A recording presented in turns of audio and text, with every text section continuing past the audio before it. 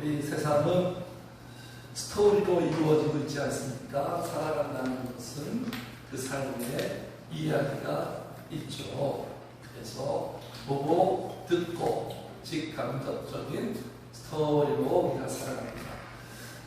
여러 가지 스토리가 있지만 세상에서 가장 감동스럽고 울림이 있는 스토리는 어떤 스토리일까요? 어떤 스토리가 가장 영광스러울까요? 부자 되는 스토리일까요? 한 개인의 부자가 되는 또는 성공의 스토리가 가장 영광스러운 스토리일까요?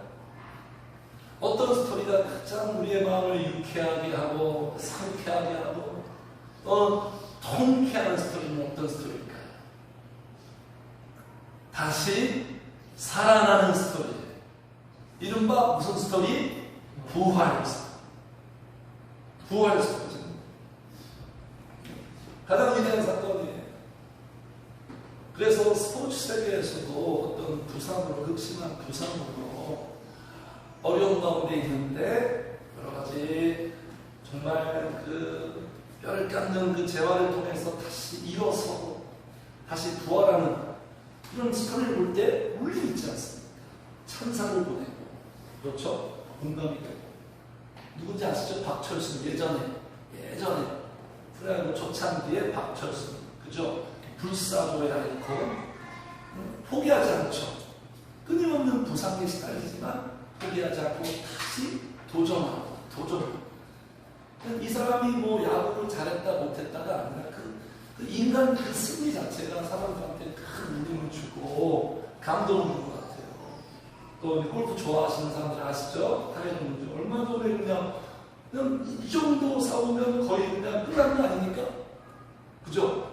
사망할 수도 있는 큰 교통사고를 당했어요. 근데 안타깝게도 이게 무슨 차입니까? 현대차.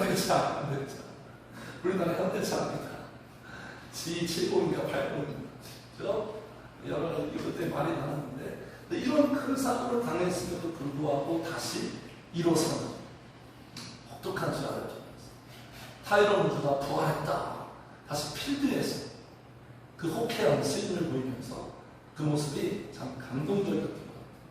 이렇게 뭐 스포츠나 각 분야에서 다시 살아가고 쇠퇴했던 것들이 다시 힘을 얻고 활력을 얻는 이야기도 감동적이지만 가장 위대한 진정한 부활의 사건이 어떤 사건입니까?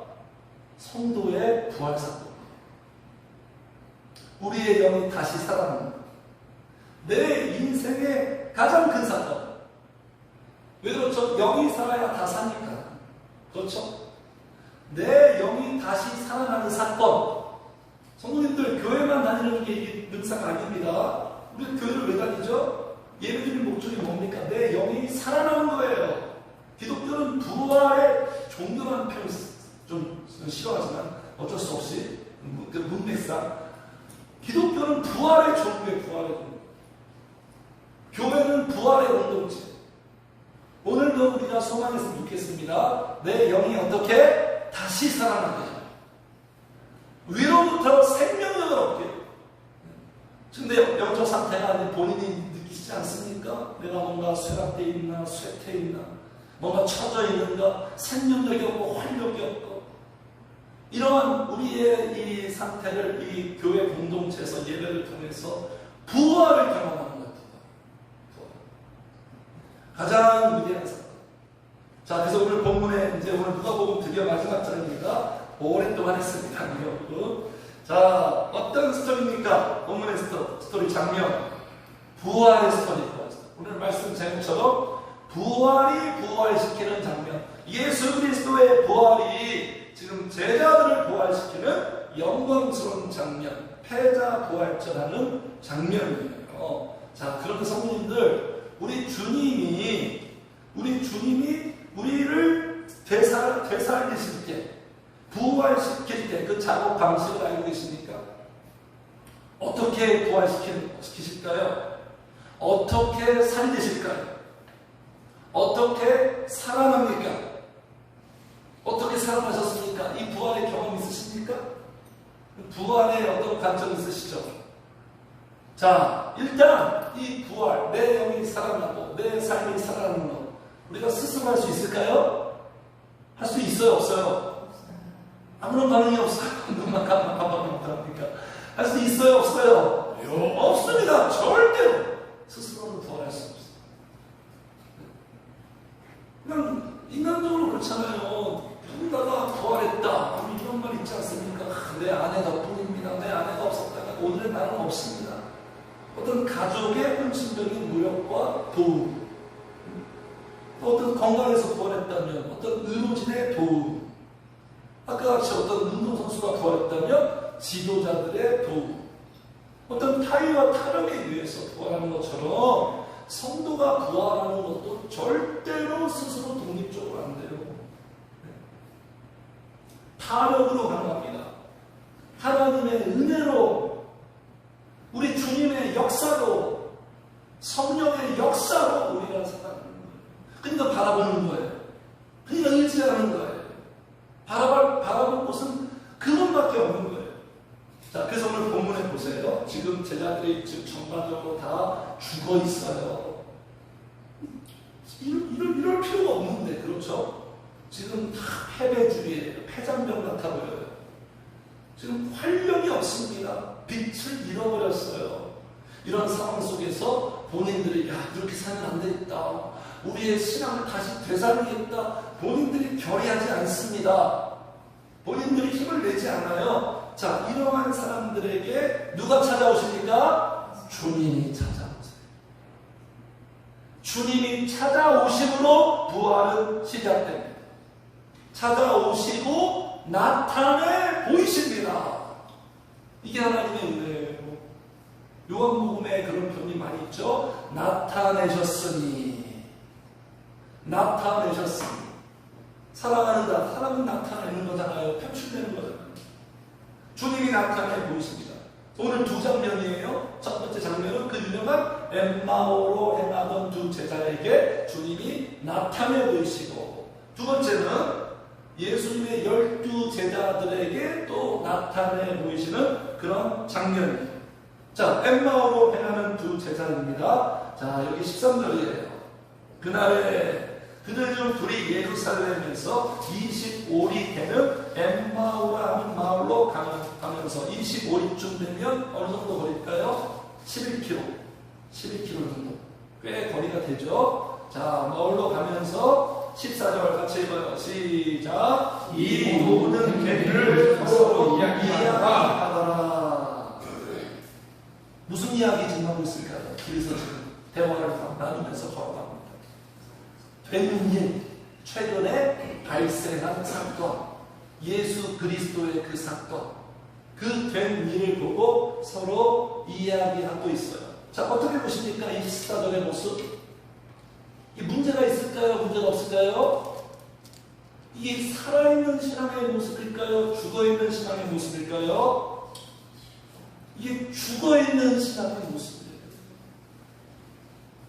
자, 죽어있는 신앙은 뭐냐면 하나님께서 하신 일을 보고 그냥 이야기만 해. 그냥 이야기만 있어요. 이야기 그 이상이 뭐죠? 실제가 있어야 돼요. 성도에게. 하나님이 하시는 이 일, 하나님이 지금도 하시는 이 일에 대한 내 삶의 현실감, 실제가 있어야 되는데 맨날 교회에서 모여서 이야기만 해. 목사님이 이야기 전해주고 이야기 듣고 서로 성경 공부 시간에 이야기하고 토론하고 담론하고 이론을 서로 전수하고 주고받고, 이게 죽어있는 신앙이에요. 이야기만 해. 맨날 이야기는 잘해요. 아주 말들은 잘해요. 말들은 서로 이야기만 하고 있는 거예요. 한국교회 문제가 뭐냐? 어떤 전문가가 이렇게 진단했습니다. 거대 담론만 있다. 거대 담론. 이 이야기는 웅장하다. 신학적으로 아주 무겁게 얘기한다. 깊이 있게 얘기한다. 그러나 실제는 없다. 이야기만 잘하면 뭐합니까? 이야기만 알아듣는 거예요. 내 삶의 실질적인 스토리가 있어야죠. 진정한 부활의 신앙은요, 스토리형 인간이에요. 히스토리. 하나님의 역사 속에 우리가 동참하는 거예요. 내 삶에 이야기가 있습니까? 그래서 이야기가 없으면 할 말이 없어. 집사고 권사고 장로고 목사인데 할 이야기가 없어. 어떻게 이야기해요? 이것이 나의 감정이요, 이것이 나의 찬송일세. 하나님이 살아계시는데, 날마다 일하시는데, 내 삶에 무슨 버라이어티한 스페셜 사건이 일어나야지만 이야기가 됩니까? 이슈가 됩니까? 하나님의 역사는 일상 속의 역사예요. 이야기가 없어요. 그래서 나중에 어떤 목사님이 장례식장에서 가장 난처한 상황이 뭔지 아십니까? 그 돌아가신 그분에 대해서 이제 설명을 했는데 할 이야기가 없는 거야. 이분이 뭐 평상시에 신앙생활도 잘하고 막 이런 어떤 스토리가 있어야 되는데 할 이야기가 없어. 자, 우리 성도님들은 제가 할 이야기가 많고 막 자랑하는 그런 성도들도 계속 됐으면 좋겠습니다. 주의를 축복합니다. 지금 이야기하고 있는 거예요. 여기서부터 뭔가 지금 생명력이 없어. 생명력. 이야기만 해도. 자, 이런 상황 속에서, 자, 아까 말씀드렸죠? 주님이 먼저 시작한다고, 주님이 먼저 찾아오신다고. 자, 15절을 읽겠습니다. 시작. 그들이 서로 이야기하며 논의하되 예수께서 가까이 이르고 그들과 동행하시나. 보세요. 항상 주님이 먼저 부활시키려고 찾아오십니다. 가까이 찾아오십니다. 사랑하셨습니다. 그리고 지금 동행하십니다. 성도님들, 이 15절 자체가 우리 성도들의 복이 아닙니까? 무슨 결과와 성과가 우리에게 형통인가요? 우리의 모든 상황 속에서 이 15절을 누리는 거 아니에요? 예수님께서 가까이 해주시고 그분이 나와 동행해 주시면 되는 거 아닙니까, 성도님들? 이것이 우리의 행복 아니에요? 이것이 우리의 형통이에요, 성도님들. 이것을 우리는 복음이라고 이해합니다. 자, 그들과 동행하시는데 16절 이 두 제자의 모습을 좀 보겠습니다. 자, 16절 시작. 그들의 눈이 가려져서 그 인물을 알아보지 못하고. 주님이 옆에 계세요. 주님이 동행하고 있어요. 명백한 사실이에요. 그런데 그 사실을 알지 못해요. 이게 문제예요. 이게 문제예요, 성도님들. 알아보지를 못해요. 우리도 마찬가지예요. 성도님들, 내 삶의 가장 확실한 사실이 뭡니까? 주님이 살아계시고 나와 함께 동행하고 있어요. 그거 알고 살고 계십니까?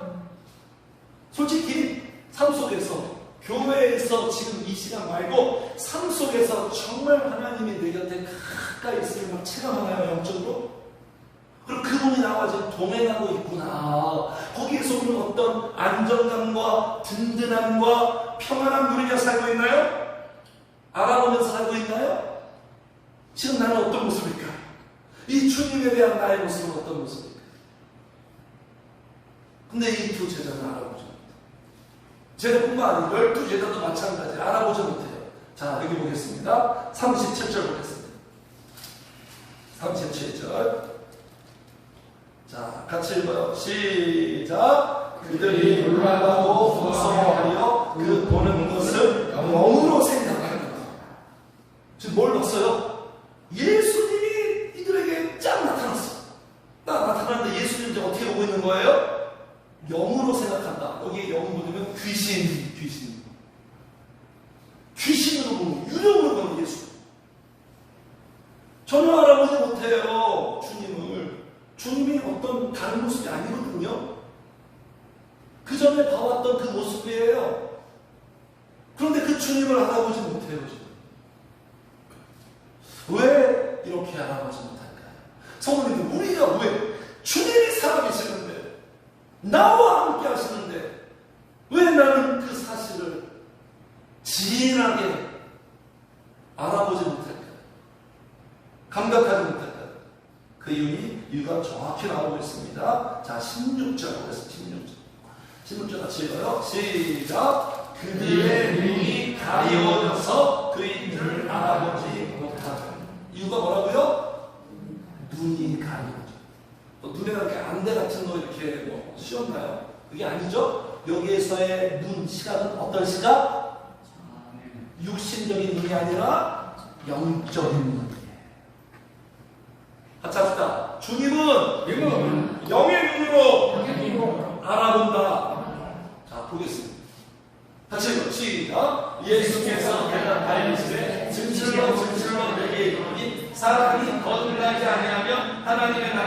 볼 수 없다. 거듭난다는 게 뭐예요? 살아나는 거예요. 눈을 뜨는 거예요. 우리 하나님은 영이에요. 눈에 보이는 분이 아니에요. 그 하나님을 내가 감각할 수 있는 건 내 영적인 감각이 살아나야 돼요. 거듭나는 건 뭡니까? 살아나는 거예요. 부활이에요. 내 영이 살아있지 않으면 절대로 하나님의 나라는 뭐죠? 천국도 의미하지만 예수님이에요. 예수님 볼 수 없어요. 예수님이 지금 나와 동행하는 거 알 수 없어요. 죽어있는 자가 어떻게 감각할 수 있습니까? 죽어있는 자가 어떻게 발현할 수 있나요? 그래서 교회는 영을 살리는 곳이에요. 생명의 생명. 그러니까 성도님들, 왜 요새 왜 내 신앙의 감각이 왜 이렇게 신앙생활하고 예배드리고 찬양하고 기도하는데 뭔가 이렇게 둔감하고 뭔가 밋밋하고 뭔가 이렇게 쇠퇴 있느냐? 또 어디에 문제 있는 거예요? 영적인 문제가 있는 거예요. 모든 것은 영적인 문제에서 문제입니다. 그래서 기독교는 교회는 영적인 문제를 다루는 거예요. 세상에서 이 문제 해결할 수 없어요. 말씀만 가르치는 것이 아니라 영적인 문제, 말씀이 그걸 얘기해요. 말씀이 영적인 문제를 다루는 게 말씀이에요. 눈이 가려져 있어요. 한 번 더 같이 해주세요. 가려져 있으면 알아보지 못한다. 다 알아보지 못해요. 분별력 없다는 얘기죠. 예수님 알아보지 못하죠. 주님이 나에게 주신 은혜도 알아보지 못하죠. 이 사람이 귀한 사람인지 아닌 사람인지도 알아보지 못하고, 뭐가 좋은지 나쁜지 분별 못하죠. 무엇이 옳고 그름인지 분별 못하죠. 헤매는 거예요. 성도님들, 이렇게 분별하지 못하니까 자꾸 현혹당하고 가짜한테 자꾸 말리는 거예요. 그래서 마태복음 이런 말씀 있죠. 몸에 눈이, 우리의 눈, 여기 눈은 이런 육체는 말고 영적인 눈이 성하면, 건강하면, 제대로 볼 줄 알면 인생이 밝을 것이요, 영적인 눈이 어두우면 인생이 어두워진다. 그럼 우리의 영적인 시력이 얼마나 중요한지 아십니까, 성도님들? 그래서 예수님께서 치료할 때 어떤 일을 하죠? 눈을 뜨게 하잖아요. 구약에서 많이 예언하잖아요. 성령이 임하면 눈먼 자가 눈을 뜨고, 그렇죠? 눌린 자가 자유케 돼요. 사람은 무엇인가 다 보고 있잖아요. 다 시선이 있잖아요. 주님을 알아보지 못하고 주님이 안 보이는데 주님 바라보면서 살겠습니까? 다른 것 바라보죠. 다른 데서 방법을 찾죠. 다른 데서 대안을 찾죠. 여기 31절도 보세요. 31절 같이 읽어요. 지금 반전이 일어났어요. 주님의 은혜가 임했습니다. 31절 시작. 그들의 눈이 밝아져 그들을 알아보고 보세요. 어떻게 알아봤죠? 그들의 눈이 밝아져. 공부 많이 한다고 지식 있다고 알아보는 건 아닙니다. 영적인 시각이에요. 알아보지 못하니까 답답한 거예요. 미련하게 사는 거예요. 잘못 보는 거예요. 잘못 보는 거. 보지 말아야 할 것을 보게 되는 거예요. 여기 참 재밌어요. 아까 보세요. 예수님이 곁에 육안으로 가시적으로 보일 때는 알아보지 못하는데, 지금 여기 보세요. 31절 다시 읽을게요. 그들의 눈이 밝아져 그인 줄 알아보더니 예수는 그들에게 보이지 아니한 자. 보세요. 예수님이 눈에 안 보이는데 이제 예수님을 알아봐요. 재밌지 않습니까? 영적인 눈이 밝아지니까 예수님이 안 보여도 알아봐요. 이제 알아요. 근데 영적인 눈이 닫혀 있으면 모든 상황이 나한테 다 조건이 조성돼도 내가 몰라요. 내가 누리지 못하는 하나님 은혜가 주고 있어요 지금. 근데도 그걸 내가 모르고 사는 거예요. 사도행전에 제자도 마찬가지예요. 3년 동안 예수님과 동거동락, 그냥 예수님과 항상 밀착되어 있어요. 그런데도 제자들은 예수님을 예수님을 제대로 알아보지 못했어요. 근데 예수님이 이제 승천하셨죠. 예수님이 없어요. 곁에 없어요. 근데 사도했는데 보세요. 복음서 때보다 예수님을 더 확실하게 알잖아요. 포인트가 뭐예요? 내 영적인 시각이 이렇게 중요한 거죠. 근데 어떻게 알아봤습니까? 다시 보겠습니다. 30절 보겠습니다. 이렇게 알아보게 되는, 눈이 밝아지는 게 자기들이 스스로 눈을 크게 뜬 게 아니에요. 30절 시작. 그들과 함께 음식 장수제에 떡을 가진사 축사하시고 떼어 그들에게 주시니까 그들의 눈이 밝아졌대요. 그러니까 지금 비결이 뭘까요? 어디서 찾을 수 있어요? 30절. 떡을 딱 먹으니까 그거보다도 어떤 단어가 있습니까? 아멘. 축사가 뭡니까? 감사, 기도. 같이 합시다. 기도가 한번 다시 해주세요. 기도가 내 눈을 뜨게 한다. 어쩔 수 없어요. 기도하는 사람은 반드시 성령님 눈을 뜨게 해요. 보기 시작합니다. 이제 보지 못했던 걸 보기 시작해요. 누구를 알아봅니까? 하나님을 알아봐요. 하나님 본 적도 없지만, 환상을 본 적도 없지만 내 영의 눈을 떠서 하나님이 내 옆에 있구나. 이제 막 인식해, 느껴요. 하나님, 기도를 하면 할수록 더 진하게 느껴요. 하나님이 내 옆에 있구나. 하나님이 나와 동행하시는구나. 그러면서 살아나요. 그러면서 부활의 발걸음으로 변하는 거죠. 그래서 기도는 제가 이런 표현하죠. 같이 합시다. 기도는 영혼의 나식 수술이다. 영혼의 나식 수술. 눈이 파래요. 성도님들, 우리가 이제 노쇠해지고 눈도 멀고 잘 안 들리고 모든 기능들이 이렇게 노쇠할지라도 내 영적인 감각과 기능은 점점 더 건강해지기를 주의로 축복합니다. 그래서 문제는 뭐예요? 하나님이 살아계세요. 하나님이 살아있느냐 없느냐, 이건 우리의 논의 가치도 안 되고, 이 명백한 사실. 명백한 사실이 뭐예요, 성도님들? 하나님이 지금 나와 가까이 동행하신다. 이게 명백한 사실입니다. 누구도 부정할 수 없는 확실한 사실. 근데 문제는 뭐예요? 그 사실을 내가 알아보느냐 모르느냐의 싸움이에요. 하나님은 확실해요. 근데 내가 그게 확실하지 않아요. 알아보지 못해요. 그래서 우리 주님의 구원 방식이 뭔지 아십니까? 해결 방식. 말씀을 보고 신앙생활하니까 감 잡으셨어요? 하나님의 구원 해결 방식의 전형적인 방식은 어떤 눈에 보이는 상황과 환경을 체인지시키는, 그렇게 일하기보다도 어떻게 하세요? 지금 내 삶에 문제 있어요. 어려움이 있어요. 시련이 있지만 그 상황 속에서 같이 합시다. 나의 눈을 열어주시고 보게 하신다. 이게 하나님의 구원. 무엇을 보게 해요? 내가 너 곁에 있다. 하나님을 보게 해요. 문제보다 하나님을 보게 해요. 크신 하나님, 전능하신 하나님, 보이지 않았던 그 하나님, 그 하나님을 보게 해요. 그 하나님을 열어보세요. 그래서 똑같은 창세기 보니까 여기 이제 야곱이 집으로 돌아갑니다. 집으로 돌아가는데 문제가 있어요. 형 에서 형이 이제 자기를 죽이러 와요. 죽느냐 사느냐예요. 지금 생존의 갈림길 속에서, 이 상황 속에서 하나님이 어떻게 일하는 줄 아십니까? 에서를 못 오게 하지 않아요. 에서를 딱 막지 않아요. 하나님이 어떻게 하는 줄 아십니까? 여기 보세요. 야곱이 길을 가는데, 우리도 지금 인생길 가고 있죠? 가는데 하나님의 사자들이 그들을 만난지라. 시작. 야곱이 그들을 볼 때에 보게 하세요.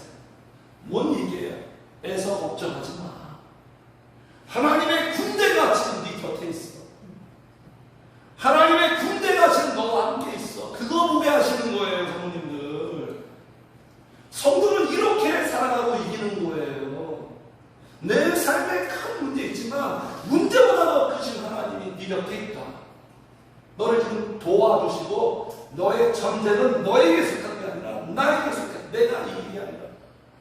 그걸 다 보고 이는 하나님의 군대라고 그 땅 이름을 마하나임, 하나님의 군대다. 또 열왕기도 마찬가지예요. 아람 왕이 이스라엘 때 매번 지는 거예요. 원인 분석했어요. 첩보가 들어왔습니다. 정보원에서. 원인이 뭐냐면 엘리사 선지자 때문에 그 사람이 너무나 신통해서 우리가 작전 회의하는 거지 다 꿰뚫어 보고 있어서 미리미리 다 준비하고 있다. 엘리사만 제거하면 된다. 그래가지고 아람의 모든 군대를 엘리사 한 명 죽이려고 다 보내버립니다. 그러니까 엘리사의 그 종 게하시가 그 사람 공부해요. 집을 다 포위해버렸어요. 선지자님 어떻게 다 죽게 생겼어요. 그때 엘리사가 어떻게 합니까? 기도해요. 하나님께 딱 기도하니까 하나님이 이렇게 역사합니다. 같이 읽어요. 시작. 기도하였는데 여호와여 왕하는데 그의 눈을 열어서 보게 하옵소서하니 여호와 앞에서 그 청년의 눈을 여심해 그가 보니 불말과 불명과 사에 가득하여 엘리사를 들었다. 엘리사는 보고 있었어요. 차이점을 보세요. 똑같은 문제와 상황을 만났는데 엘리사는 느긋해요. 근데 게하시는 막 죽겠대요. 막 지금 막 사로는 팔을 걷고 있어요. 이 차이가 뭐예요? 엘리사는 보고 있어요. 게하시는 못 보고 있어요. 엘리사가 보고 있는 장면 뭐예요? 아람, 자신의 집을 포위하고 있는 그 아람의 군대를 하나님의 군대가 포위하고 있어요. 느긋한 거죠. 느긋한 거죠. 주님이 지금 나를 지키고 있구나. 이렇게 역사하십니다. 저는. 우리 하나님께서 이렇게 하시는 말씀을 우리에게 기록한 건 너에게도 이렇게 하시겠다는 거예요. 그래서 성도님들, 문제를 해결해달라고 기도하지 말고 그건 하나님이 더 잘 아세요. 우리가 기도하지 않아도.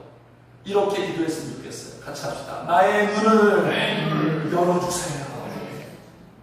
성령이여 나의 눈을 열어주세요. 내가 못 보고 있네요. 주님이 내 곁에 동행하고 있는데 엘리사와 함께 하신 하나님 나의 하나님이신데 내가 알아보지 못하는 거 용서해 주세요. 나의 눈이 막혀 있습니다. 나의 눈이 닫혀 있습니다. 내 눈 뜨게 해주세요. 하나님 저 소경이에요. 제가 소경입니다. 하나님을 하나님으로 알아보지 못하고 있습니다. 이렇게 기도하시기를 주의로 축복합니다. 네. 제자들도 보겠습니다. 제자들은 왜 유령으로 생각하죠? 37절. 그죠? 아까 유령으로 생각하죠? 30절 다시 보겠습니다. 제가 읽을게요. 그들이 놀라고 무서워하여 그 보는 것을 영으로 어떻게 하더라? 생각합니다. 지난주에 말씀드렸죠? 우리의 발목을 잡는 게 뭐라고요? 우리의 생각. 우리의 고정관념. 이 강력한 고정관념. 그럼 여기 또 보세요. 그래서 주님이 막 이렇게 나타내 보이십니다. 여기 40절 보세요. 이 말씀을 하시고 손과 발을 보이시고 그리고 여기 또 보세요. 못 믿으니까 41절. 그들이 너무 기쁨이 있지만 아직도 믿지 못한대요. 야, 믿음이 진짜 어렵네요. 아직도 반신반의하고 있어요. 이렇게까지 주님이 하시는데도 인간은 못 믿는다, 안 믿는다. 우리의 생각이 얼마나 무서운가 하십니까? 그러니까 주님이 어떻게 하세요? 42절. 이에 구운 생선 한 토막을 드리니 받으사 그 앞에서 잡수시더라. 막 지금 나타내시는 거예요. 막 보이시고 막 잡수시고 나 맞지? 아직 그래도 안 믿을래? 나 맞지? 계속 증명시키고 확인시키고 나타내 보이시고. 우리에게도 마찬가지입니다. 하나님이 나에게 나타내 보이십니다. 부활하시려고 절망과 시리에 빠졌을 때 인생의 어둠 속에서 내가 살아갈 때 나타내 보이십니다. 어떻게 나타내 보이십니까? 주로 예배를 통해서 우리의 이 예배를 통해서 하나님이 나타내 보이시잖아요. 보지 못했던 하나님을 다시 보게 하고 하나님의 음성을 다시 듣게 하고 또 우리가 기도하면 이건 하나님의 가장 확실한 약속. 내가 기도하면 하나님은 나타내 보이세요. 하나님의 살아계심을 나에게 나타내세요. 하나님의 일하심을 나타내 보이세요. 그래서 성도님들 이 제자들에게 행하시는 부활을 어떻게 지금 시키신다고요? 하나님께서 어떻게 하신다? 나타내 보이십니다. 첫 번째 방식이에요. 우리가 어떻게 부활하는가? 하나님께서 나타내 보이심으로, 우리의 눈을 여심으로 우리를 부활의 삶으로 다시 일으켜 세우십니다. 자, 두 번째. 우리를 부활하시는 주님의 작업 방식. 그 방식은 뭐냐면 소통하시는 방식. 소통 방식. 무엇으로? 말씀으로. 그러니까 여기 에스겔 37장에도, 그죠? 지금 구약의 스토리인데, 지금 에스겔 선지자한테 이 뼈들에 대한 대언하래요. 이 뼈는 뭐냐면 마른 뼈. 마른 뼈는 성도들을 말하는 거예요. 영적으로 완전히 메말라 있고 죽어 있어. 교회에 이 마른 뼈들이 가득하다는 거예요, 선생님들. 살아있어야 되는데 다 죽어 있어, 그냥. 입으로는 찬양하고 예배하는데 영적으로 다 죽어 있어요.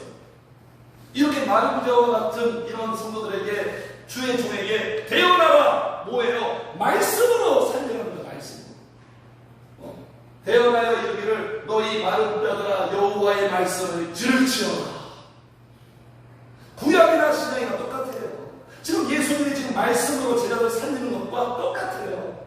한 분이니까 주 여호와께서 어떤 말씀을 전하라? 에스겔한테 어떤 말씀이냐 중요하죠. 여기서부터 같이 읽어. 시작. 주 여호와께서 이 뼈들에게 이같이 말씀하시기를 내가 생기를 너희에게 들어가게 하니 너희가 살아나라. 이거 전하래요. 설교자한테 뭘 전하라? 생기는 누구예요? 성령님의 역사를 전하는 거예요. 성령이 말씀이 아니에요. 말씀을 들을지어다. 말씀이 들어가면 살아나리라가 아니라 생기가 들어가면 살아나리라. 성령의 역사가 사람 속에 들어가면 너희가 살아나리라. 그러니까 제가 그토록 성령의 역사 지금 강조하는 거예요. 성령의 역사밖에는 부활의 역사가 일어나지 않아요. 그전에는 제가 어떻게 알았냐 하십니까? 말씀만 잘 전하면 돼요. 말씀만 본문에서 말하는 걸 드러내가지고 말씀만 정확하게 전하면 성도들이 살아난다. 거기까지 생각했어요. 근데 그 이상이에요. 말씀 속에 역사하시는 성령. 자, 그래서 지금 엠마오 제자들하고 지금 주님이 같이 걸어갑니다. 11km 정도 거리니까 지금 그 거리 동안 지금 계속 대화를 지금 나누고 있는 거예요. 지금 소통하고 있어요. 지금 예수님이 지금 말합니다. 다 알아보지 못하지만 17절 예수께서 이르시되 너희가 길 가면서 서로 주고받고 하는 이야기가 무엇이냐? 무슨 대화하고 있니? 무슨 대화하고 있는데 그렇게 진지하게 대화하고 있니? 그러니까 두 사람의 모습 보세요. 슬픈 빛에 띄고 머물러서. 이 보세요, 성도님들. 예수님 옆에 있는데 지금 이들은 슬퍼해요. 예수님이 옆에 있는데 지금 슬퍼합니다. 알아보지 못하니까. 이 사람도 얘기하는 거예요. 아니, 글로가 18절에 대답하였는데 당신이 예루살렘에 체류하면서도 요즘 거기서 된 일을 혼자만 알지 간첩 아니 간첩? 일을 모를 수가 있단 말이에요. 이 장안의 화제 이슈인데, 그래서 예수님이 그냥 모르는 척 하면서 무슨 일인데? 그러니까 19절부터 이제 여기 24절까지 쫙 얘기하는 그 예수라는 분이 있는데 그 말과 일에 탁월한 선지자인데 종교 지도자가 다 죽여버렸다. 우리는요, 그분이 우리 이스라엘을 해방할 거라고 기대했는데 우리의 기대가 무거움이 되어버렸어요. 근데 더 놀라운 일이 뭐냐면요, 그 주님이요, 예수라는 분이 누군가가 그러는데 다시 살아났다는 거 아니에요. 다시 살아났다. 봤다는 거 아니에요. 봤다는 거. 무덤에 진짜 가가지고 확인까지 했다는 거 아니에요. 이런 얘기를 막 예수님한테 지금 해주는 거예요. 딱 그 말을 듣고 주님이 이렇게 지금 소통하십니다. 말씀하십니다. 그러니 그럴 수 있구나. 이렇게 말하지 않고 주님이 질타하세요. 주님이 지금 책망하세요. 사랑의 책망이죠. 25절 같이 읽겠습니다. 시작. 이르시되 미련하고 선지자들이 말한 모든 것을 마음에 거듭 있는 자들이냐. 문제가 뭐라고요, 성도님들? 미련하대요. 미련하고 더디 믿는데요. 하나님의 말씀을 더디 믿는데 이게 우리의 고질병입니다. 하루아침에 바뀌지 않는 고질병. 미련하다는 건 뭘 의미하죠? 분별력이 없어요. 사람이 미련하게 사는 건 딱 한 가지예요. 분별력이 없어서 미련하게 사는 거예요.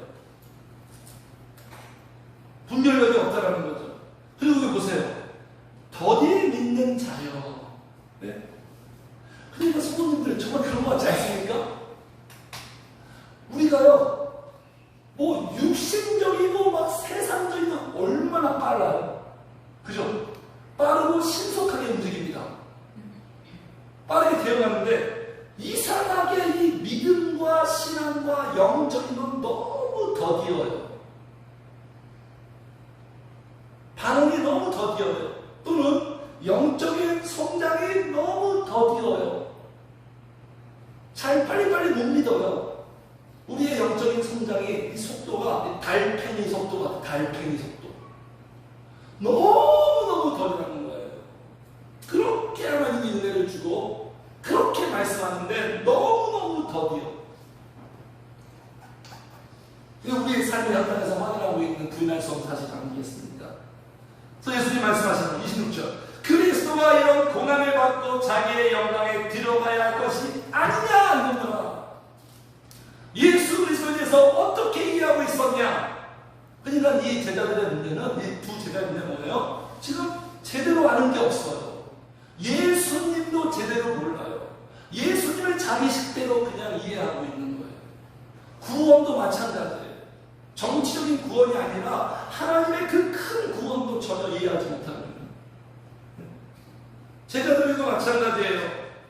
그래서 예수님이 여기 27절 이에 모세와 모든 선지자의 글로 시작하여 모든 성경에 쓴 바 자기의 변한 것을 어떻게 자세히 설명하죠.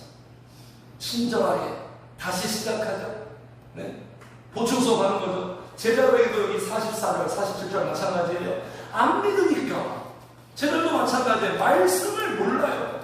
제대로 이해를 못하고 있으니까 44절, 45절, 46절, 47절에도 복음의 핵심을 정리해 주십니다. 복음의 핵심. 근데 이렇게 전할 때 45절을 보겠습니다. 45절 시작. 이에 그들의 마음을 열어 성경을 깨닫게 하시고. 하나님의 말씀은 어떻게 깨닫게 된다고요? 하나님이 성령이 마음을 열어줘야 돼요. 머리로 깨닫는 거 아니에요. 마음을 열어주셔야 돼요. 내가 깨달을 수 없어요.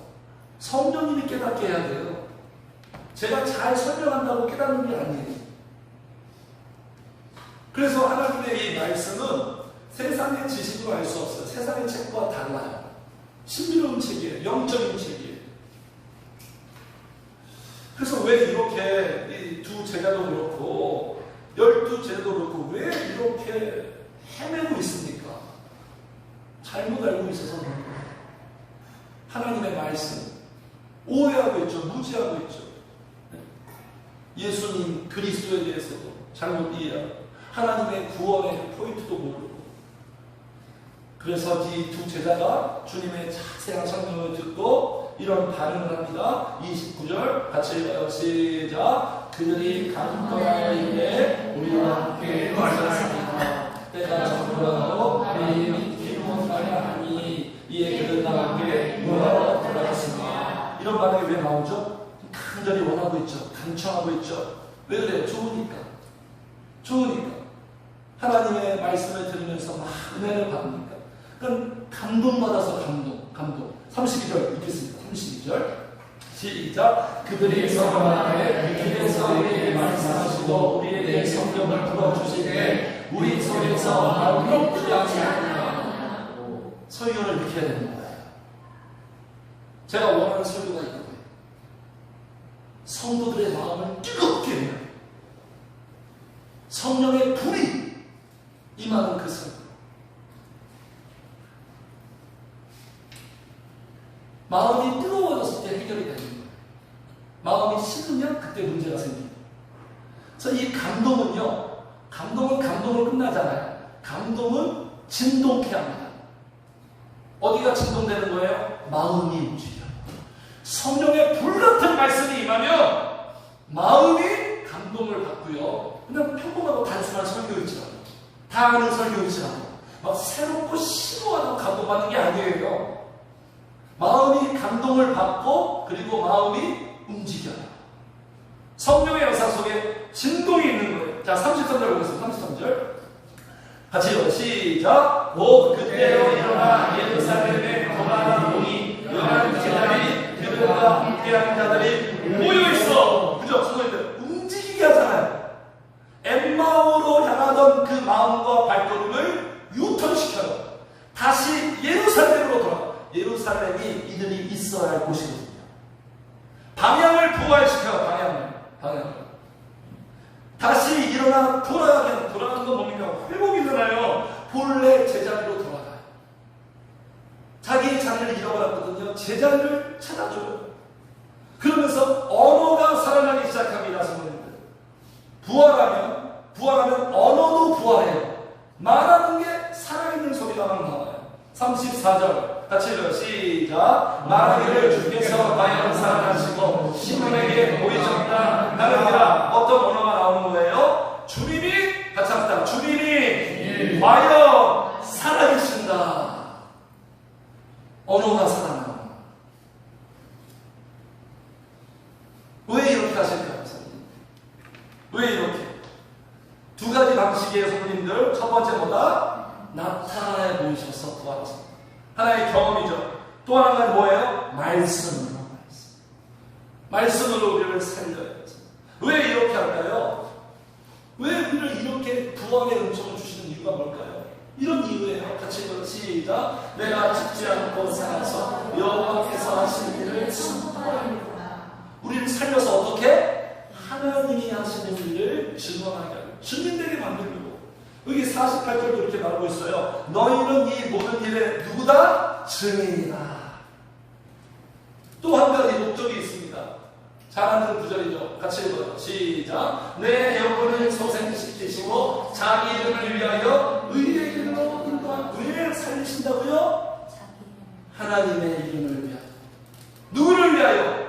그러니까 우리에게 복 주시고 은혜 주시는 목적이 우리를 위한다기보다도 누구를 위하여?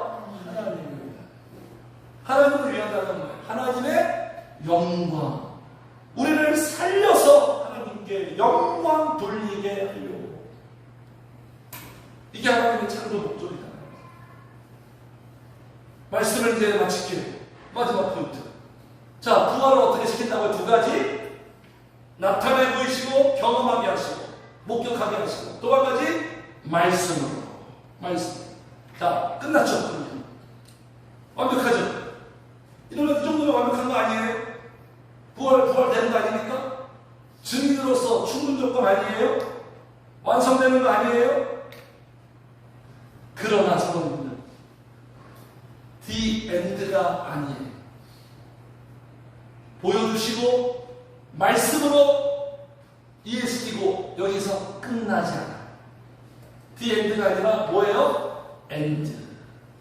끝이 아니라 그리고가 남아있어요. 그리고는 자, 제가 이제 메시지 성경, 우리 아버지 집사님이 주신 메시지 성경을 잘 보는데 유진 피터스 목사님, 천국 가신 그분의 역작이에요. 아주 쉽게 풀이되어 있는데 이 부분은 이분이 이 대목에서 어떻게 지금 번역을 했냐면, 자, 예수님이 다 이렇게 하시는 거예요. 너희는 48절, 너희는 이 모든 일의 증인이라 하고 그 다음을 어떻게 해석하냐면 철저하게 헬라어의 근거에서 번역하는 거예요. 이렇게 말합니다. 같이 읽어. 시작. 이제 이 다음부터가 매우 중요하다.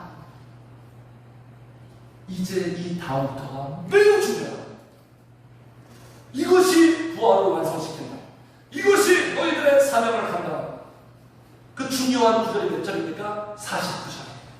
오늘 마지막 이 구절 보고 마칠게요. 49절 같이 읽어. 시작. 올지어다 내가 내 아버지께서 약속하신 것을 너희에게 보내리니 너희는 위로부터 능력으로 입혀질 때까지 이 성에 머물라 하시니라. 이게 결론이에요. 예수님을 목격하고 하나님의 말씀을 새롭게 49절. 어떻게 하는 거예요? 아버지께서 약속하신 것을 너희에게 보내리니 너희는 위로부터 능력을 입혀질 때까지. 위로부터의 능력. 누구죠, 성모님들? 성령. 결론이라는 건 어떤 경우에 성립이 됩니까? 최종적이고 결정적일 때 그게 결론이에요. 제자들을 변화시킨 최종적이고 결정적인 사건이 바로 성령의 역사예요. 성령들 왜 49절이 중요하죠? 하나님의 말씀과 하나님의 체험으로 승부가 나지 않습니다. 인간이 변화되지 않습니다. 나의 깨달음, 나의 체험은 완벽하지 않아요.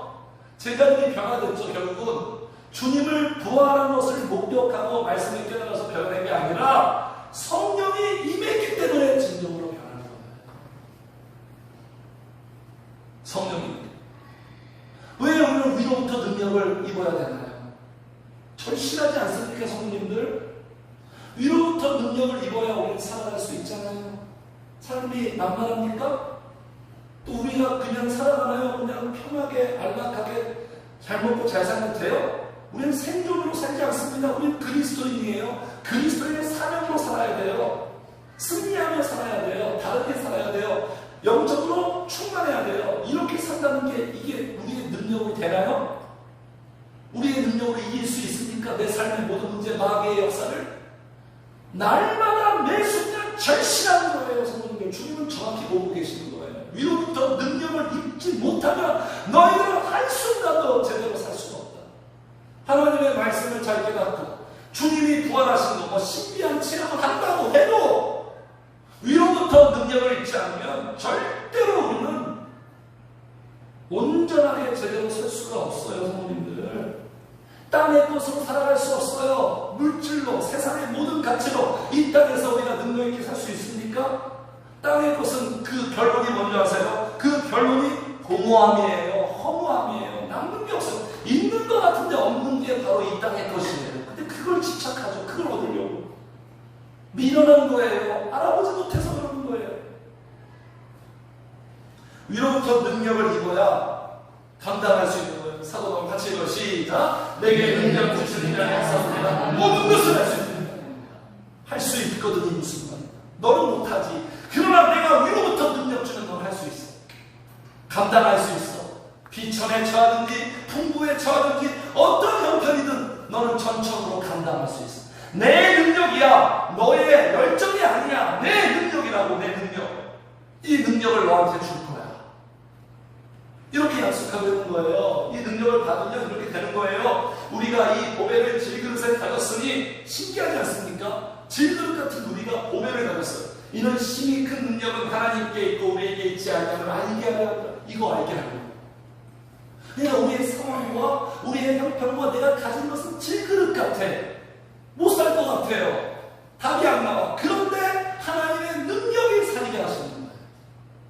어떻게 살게 하신다? 사방으로 우겨싸움을 당하여도 시작. 쌓이지 아니하며 빨간 거만 답답한 일을 당하여도 시작. 낙심하지 아니하며 박해를 받아도 버림받지 아니하며 거꾸로 들림을 당하여도 말하지 아니하고 승리죠. 승리. 위로부터 능력, 이런 게 우리의 삶에 없는 게 아니에요. 다 있어요. 우겨싸움, 답답함, 박해, 거꾸로 들. 우리가 만나는 형식이에요. 그런데 위로부터 능력을 입으면 아니하고 오뚜기 같은 생명력으로 다시 일어난다. 그 비결이 뭡니까, 성도님? 위로부터 능력을 입는다. 같이 합시다. 성령의 옷을 입는다. 얘네들 능력이 뭐예요? 얘네들 평범한 인간들이잖아요. 다 아시죠? 여기 와가지고.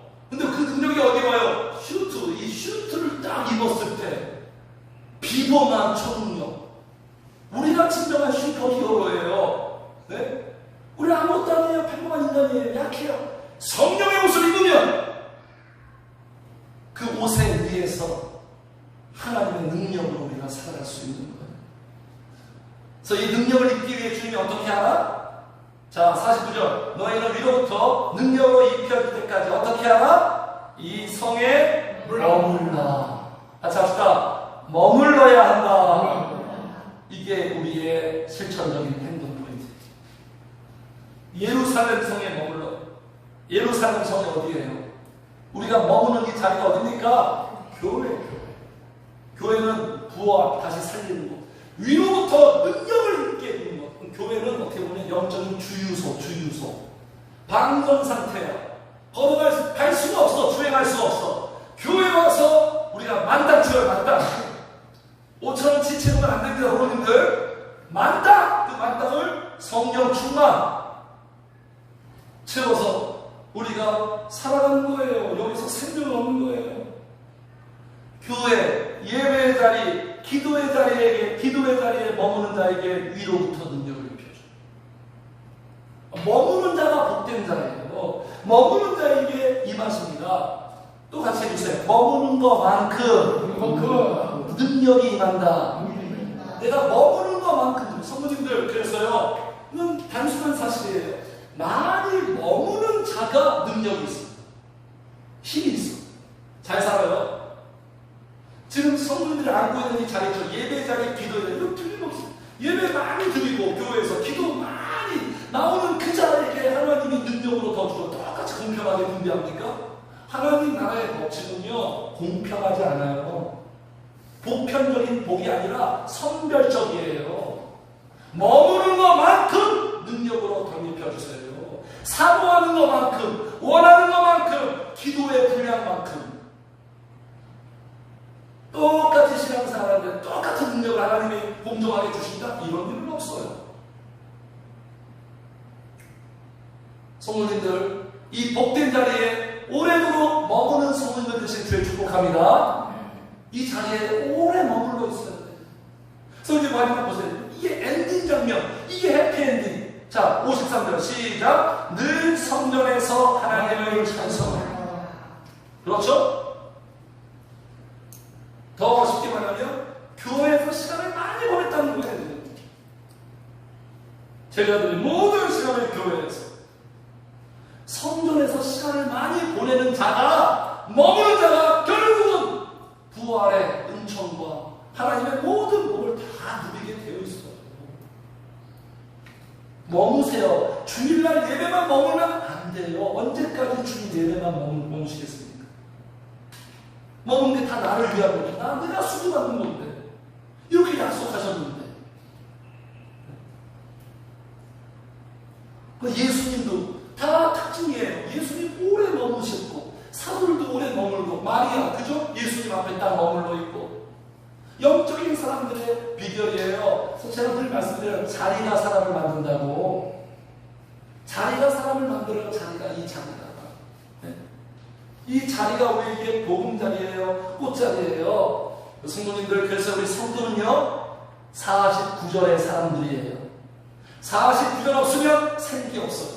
아무리 말씀을 잘 알고 체험이 있으시라도 49절이 내 삶에 없으면, 머무는 자가 아니면 나는 생기 없어요. 능력이 없어요. 힘들어요. 넘어져요. 쓰러져요. 감당할 길이 없어요. 무엇으로 감당합니까? 우리는 성령의 능력밖에 없는데. 그래서 목회자도 사실 예수님처럼 49절로 성도들에게 제시하고, 성도들도 49절에 여기에 집중하고 몰입하고 몰두하고, 부활의 은총이 넘치는 우리 성도들 되시기를 축복합니다. 그래서 마지막 엔딩 장면 보세요. 예수님이 다 이제 축복하고, 예수님이 이제 떠나가시고, 이별이 아니죠. 다시 만나고, 여기 52절 그들이 그들에게 경배하고 큰 기쁨으로 예루살렘에 돌아가 머물러서 늘 성전에서 하나님을 찬송하니라. 같이 합시다. 이렇게 사는 것이 잘 사는 거다. 이렇게 사는 것이, 한 번 더, 이렇게 사는 것이 행복하게 사는 거죠. 이게 해피엔딩이에요. 이 모습이 진정한 성도예요.